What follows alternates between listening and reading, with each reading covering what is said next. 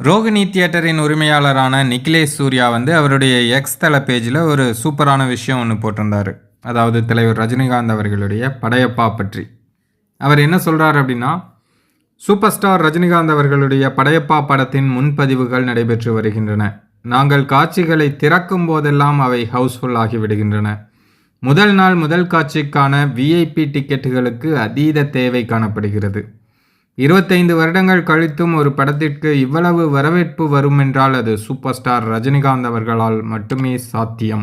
The one and only super star Rajinikanth அப்படின்னு சொல்லி நம்ம நிகிலேஷ் சூர்யா வந்து ஒரு எக்ஸ் தள போஸ்ட் ஒன்று பண்ணியிருக்காரு.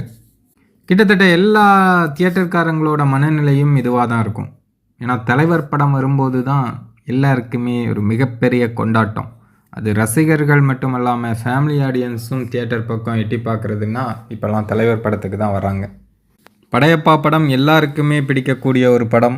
அதனால் கண்டிப்பாக இந்த படம் வந்து ரீரிலீஸில் ஒரு பிரம்மாண்டமான ரெக்கார்ட்ஸ் படைக்க போகுது அப்படிங்கிறதுல எந்த விதமான டவுட்டுமே கிடையாது.